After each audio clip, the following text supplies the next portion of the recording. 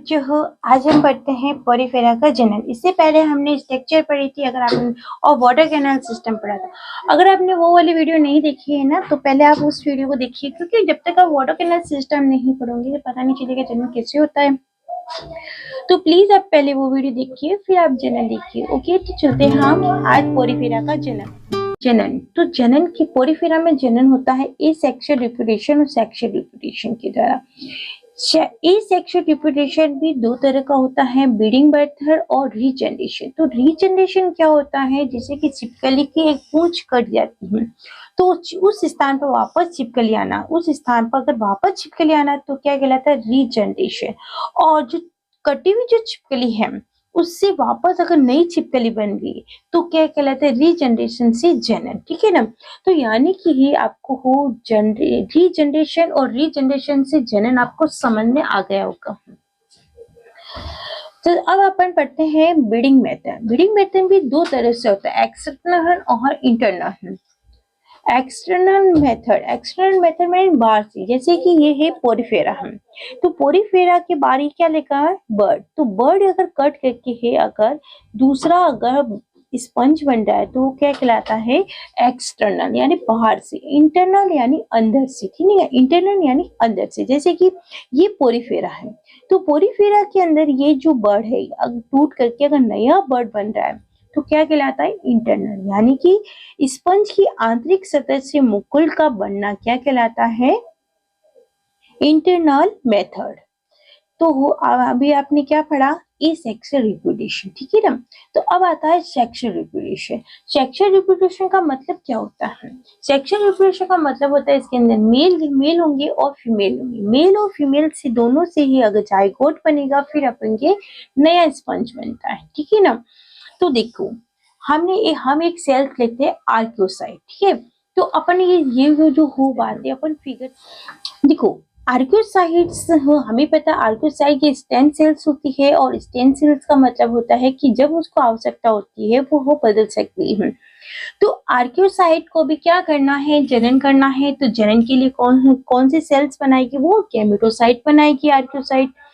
तो अब ये जो आर्कियोसाइट है, आर्कियोसाइट प्रेजेंट होती है पोरीफेरा में। तो आर्कियोसाइट एक क्या करती है, मेल गैमेट्स बनाए। तो ठीक है, तो मेल गैमेट्स उसने बनाए, तो मेल गैमेट्स बनाए ही, तो मेल गैमेट्स बनाए पोरीफेरा के अंदर।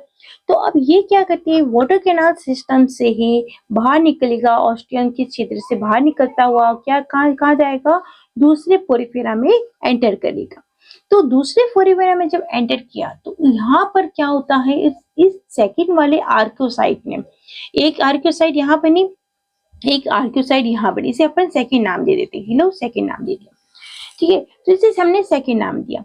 तो सेकंड जो आर्कियोसाइट है यहाँ इसने क्या बनाया, मेल फीमेल। यहाँ मेल बन गया था ना, तो अब यहाँ बने फीमेल गैमेट्स बने। तो फीमेल गैमेट्स से क्या होता है, ओव्यूम बनेंगे, अंडाणु बनेंगे। तो वो मेल और अब देखो यहाँ पर हर फीमेल बन रहा है, तो यहाँ और एंटर किसने किया, मेल ने किया। तो मेल और फीमेल बनके क्या बनेगी, जाइगोट। अब नहीं, ये जो बात है फिगर से समझ, अब ये बात हम थोड़ी सी समझते हैं। ठीक है, देखिए सेक्सुअल रिप्रोडक्शन, ये आर्कियोसाइट है। आर्कियोसाइट में हमने क्या कहा, विभेदन हुआ। विभेदन से क्या बनेगा, मेल गैमेट्स। ये मेल गैमेट्स बोलो या फिर स्पर्मेटोजोआ बोलो, तो एक ही बात होती है। तो वाटर कैनाल सिस्टम की सहायता से पानी के साथ ये क्या हो जाता है, बाहर चला जाता है, और फिर कहाँ जाता है, मेल गैमेट्स फिर क्या कहते हैं, दूसरे स्पंज की ऑस्टियस के छिद्र से प्रवेश कर लेता है। ऑस्टियस के छिद्र से प्रवेश कर लेता है, फिर बताया था आपको। वहां फिर क्या होता है, सेकंड वाली आर्कियोसाइट है। तो सेकंड वाली आर्कियोसाइट में विभेदन हुआ, तो इसमें क्या हुआ, मेल गैमेट्स प्रेजेंट है। मेल गैमेट्स क्या करती है, ओव्यूम बनाती है।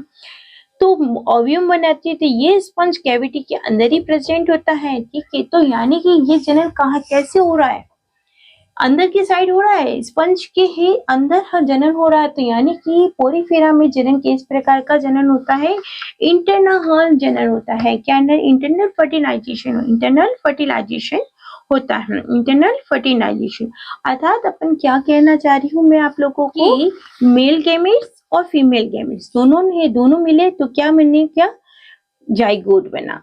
जाइगोट बना, हमें पता है जाइगोट बनने के बाद में क्या होगा, लार्वा कंडीशन होगी। हम पता है हमको पोरीफेरा में क्या होता है, लार्वा कंडीशन होती है, तो लार्वा कंडीशन हुई, तो लार्वा कंडीशन के बाद में क्या हुआ, मैच्योर हुआ। जैसे ही वो पोरीफेरा मैच्योर होता है तो आकर ऑस्टियम छिद्र से वो बाहर निकल जाता है और कहीं ना कहीं सतह पर जाके अटैच हो जाता है, यानी सिसाइड हो जाता है। तो वापस पढ़ते हैं हम। ऑस्टियम छिद्र से विकसित स्पंज निकल करके जमीन से सेसाइल हो जाता है। यही बात मैंने वापस लिखी हुई है, मैंने यही बात आपको समझाई। तो अभी आपने आज क्या पढ़ा ये मुझे बताओ। जनन पढ़ा पोरीफेरा में, ठीक है ना। तो वो छोटी सी क्लास से आपको कैसी लगी तो प्लीज मुझे कमेंट्स करके जरूर बताना मेरे प्यारे बच्चों। तो नेक्स्ट हम पढ़ते हैं कि पोरीफेरा हाँ के अंदर प्रकार पढ़ेंगे, टाइप पढ़ेंगे पोरीफेरा के कि कौन कौन से टाइप होते हैं। तो वो चलते हैं हम नेक्स्ट क्लास में फिर मिलेंगे। थैंक यू वेरी मच मेरे प्यारे प्यारे बच्चों, थैंक यू, बाय बाय।